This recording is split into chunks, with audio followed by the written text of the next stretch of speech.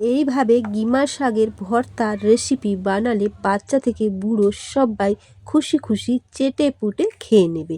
Welcome my icon Bandana blog. GiMA শাকের গুণাগুণ সম্পর্কে কারোরই অজানা নেই। গিমা শাকে প্রচুর পরিমাণে ভিটামিন সি আছে।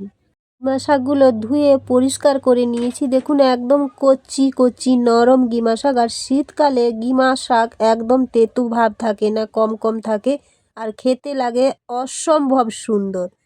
এই গিমা শাকের মধ্যে আমি নিয়েছি 1 চামচ জিরে গোটা, আর নিয়েছি হলুদ 1 চামচ, পরিমাণে নুন নিয়েছি, আর নিয়েছি ফালি করে করে পেঁয়াজ, আর গোটা কয়েক রসুন কোয়া ছাড়িয়ে নিয়েছি, আর নিয়েছি কাঁচা লঙ্কা। আপনারা আপনাদের ঝালের পরিমাণ বুঝে নেবেন। সব কিছু উপকরণ খুব ভালো করে পেস্ট করে নিয়েছি শিলনোড়াতে। গ্যাসের ওভেনে কড়াই বসিয়ে এর মধ্যে সামান্য সর্ষে তেল দিলাম। তেল গরম হতেই এর মধ্যে ফোড়ন হিসেবে গোটা সর্ষে দিয়েছি। মাঝে মধ্যে গিমা শাক খাওয়াটা আমাদের শরীরের জন্য খুব উপকারী। আমাদের রক্তের মধ্যে দূষিত পদার্থগুলিকে নষ্ট করে দেয়। তেল গরম ভালোভাবে হয়ে সর্ষে ভাজা ভাজা হতেই এর মধ্যে পেস্ট করে রাখা সব উপকরণগুলো দিয়ে দিয়েছি। বেশ কিছুটা সময় হাতে নিয়ে নাড়িয়ে নেব খুব ভালো করে। গ্যাসের আঁচটি একেবারে লো টু মিডিয়ামে রেখে বেশ কিছুটা সময় হাতে নিয়ে এভাবে নাড়িয়ে নাড়িয়ে রাখবো, না হলে কিন্তু নিচে বসে যাওয়ার সম্ভাবনা থেকে যাবে।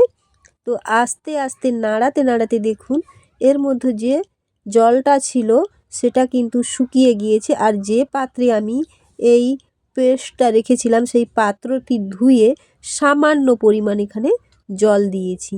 দিয়ে আবারও বেশ কিছুটা হাতে সময় নিয়ে ঠিক এভাবে নাড়াতে থাকবো। আপনারা তো গিমা শাকের রেসিপি অনেক রকমভাবে বানিয়ে খেয়েছেন। বলুন তো আমি আজকে যেভাবে গিমা শাকের ভর্তার রেসিপি বানিয়ে আপনাদের দেখাচ্ছি, এইভাবে কি কখনো আপনারা গিমা শাকের ভর্তা বানিয়ে খেয়েছেন? যদি না বানিয়ে খেয়ে থাকেন তাহলে আমি রিকোয়েস্ট করব একদিনের জন্য হলেও ঠিক এইভাবে গিমা শাকের ভর্তা বানিয়ে খেয়ে দেখুন। না খেয়ে দেখলে কিন্তু কোনো দিন বুঝতেই পারবেন না এর স্বাদ যে কতটা ভালো হয় খেতে। শীতের দুপুরে গরম গরম ভাতের সাথে এরকম গিমা শাকের ভর্তা থাকলে আর কিন্তু কোনো কিছুই লাগবে না। এই একটি পদ দিয়েই 1 থালা ভাত 1 নিমেষে শেষ হয়ে যাবে।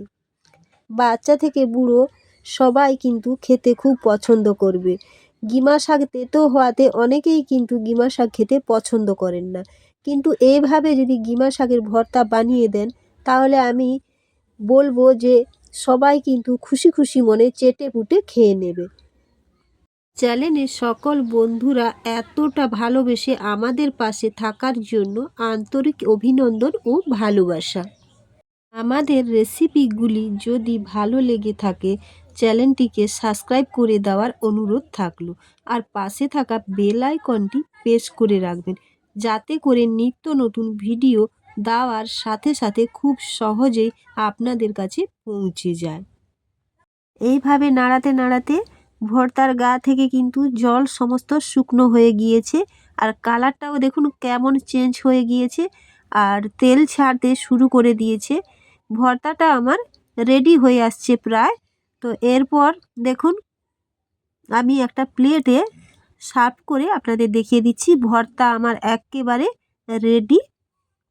আজকে গিমা শাকের ভর্তার রেসিপিটি আপনাদের কেমন লাগলো কমেন্টের মাধ্যমে জানিয়ে যাবেন। আপনারা সকলে খুব ভালো থাকবেন, সুস্থ থাকবেন। আবারও দেখা হবে অন্য কোনো নতুন রেসিপির সাথে।